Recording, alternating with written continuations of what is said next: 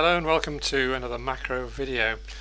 Today I'm continuing with my constant obsession of increasing speed, and in particular today we're looking at keyboard techniques and ways in which that will speed things up for you. So the general principle, as always with lots of these things to do with macros, is to keep your eyes open as to what you are doing most frequently, and that, if you can shave a bit of time off that will multiply and improve your overall speed. So I'm assuming that most people will be using keystrokes, but today we're looking at what are simpler keystrokes. What is the smallest movement we can get for keystrokes?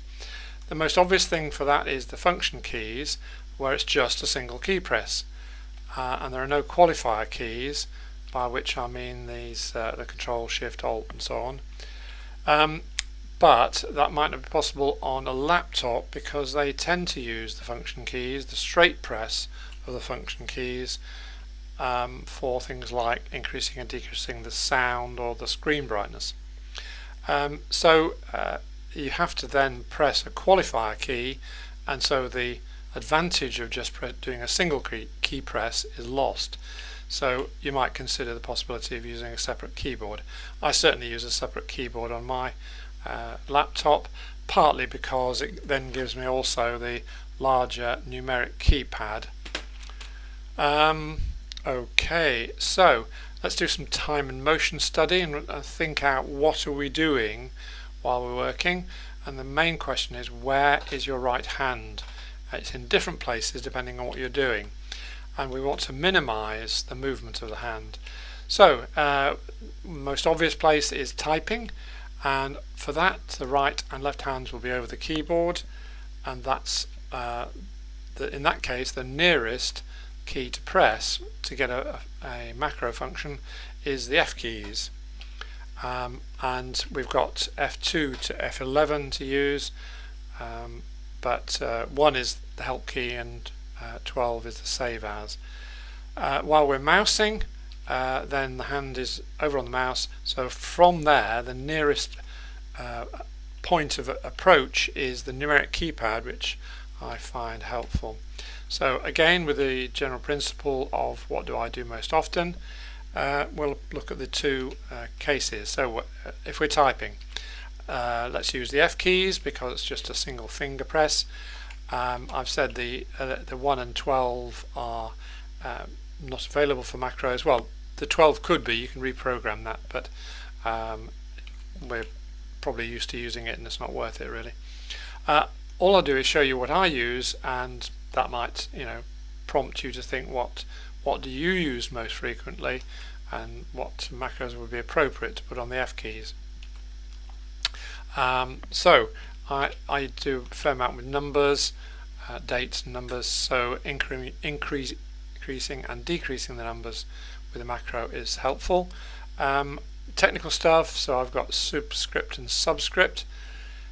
I use center key, centering key, F6, which is Word's own function, so I'll leave that as it is.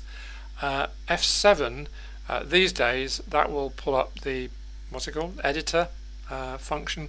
I prefer the old-fashioned proofing function, and so to get that you have to go to customize keyboard window and select the all commands and pick off tools proofing.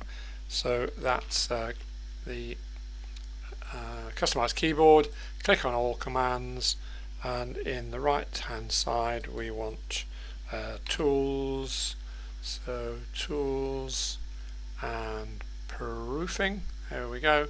So tools proofing, click on that and then apply the appropriate key. Well, it's already on F7 obviously, because that's what I use. Okay, so what else do I have? So we're up to F8. Spelling correct, that is my absolute favourite at the moment. I'm using it a lot, and each time I use it I kind of chuckle because it's so helpful, I find.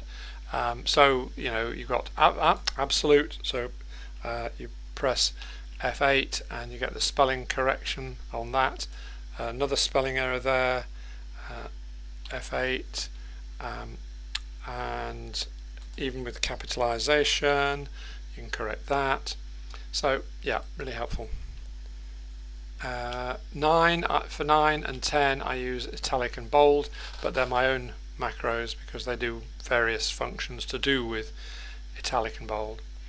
And on 11 I leave that alone normally, and I use it and change it according to what I happen to be doing for a given job. If I'm doing something frequently for that job which is on a qualifier key, then I also put on F11 to the same macro in order to speed things up. Apart from that, if you just use the left hand, so you leave your right hand alone, as my hand is by the keyboard there, it's resting, the palm of the hand is, the heel of the hand is resting, and if we don't move the left hand, my thumb is hovering over the Alt key and my little finger is over the Control key normally, but sometimes I move it up to the Shift key, and that, without having to think about moving that hand, I can just stretch out the first finger to hit the appropriate key to go with Alt or Control Alt. So if we just use the Alt key, the ones I have, as I say, this is just what I like, the verb changer for changing the ending of a word. I tend to use Alt Z as, again, if I'm doing something frequently on a given day, I will assign that macro to the Alt Z keystroke because I can do it without thinking almost.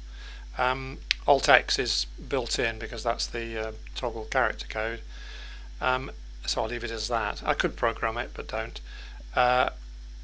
Alt S for case next character, D for delete word, again one I really like. I find I often use that.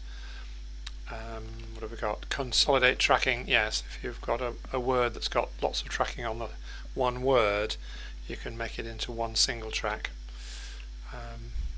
So if I've got left hand over Control and Alt, Z is delete the final character, X function of right. So it's kind of, the end of the word is what I'm thinking of as I'm doing the X and Z.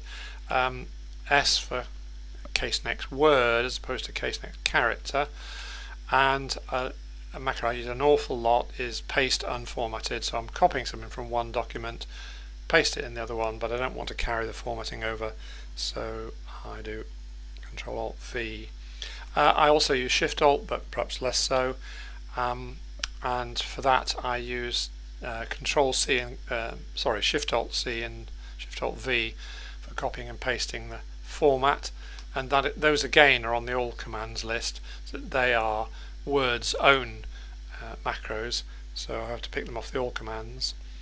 And then so if we then go to them, what do we do when we're mousing? So the hand is over on the right hand side, the numeric keypad is the nearest, so we're going to use that, and I tend to use the bigger keys because they're quicker to locate. I use those for the ones I'm using most frequently, so the plus sign, the enter key, the minus sign, and the alt and the zero, the numeric 0.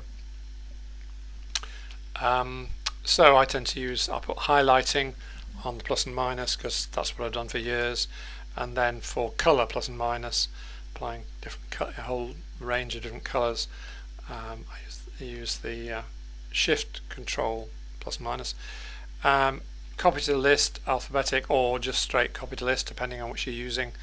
Again, you're really, you're doing that all the time, so you're jumping backwards and forwards to the numeric keypad because it's less movement, less hand movement. Find same place and find same place back. I use those a lot when you're comparing two documents and jumping around the two.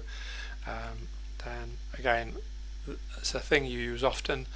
And find clip top, so you've copied something somewhere and you want to find that word or phrase in the document, so that one jumps to the top of the document and finds the first occurrence thereof.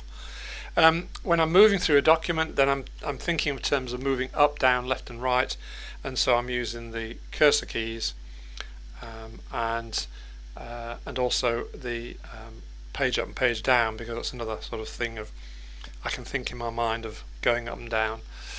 So for that, I have for highlighting up and down, highlighting, finding coloured text up and down, going from edit to edit, that's the previous or next change, and looking through the comments, again up and down on various keystrokes, various qualifiers. Find case forward and found case back. Another single key press, which I imagine that most people know, is the pressing the home key and the end key, which takes you to the beginning and end of a line. But not everybody knows that control home and control end will go to the top of the document and the bottom of the document. I think there's a Mac equivalent, but unfortunately I couldn't remember what it was. So, well, that's it. So I control to the end, and we finish there. I hope that's useful. Okay, bye for now.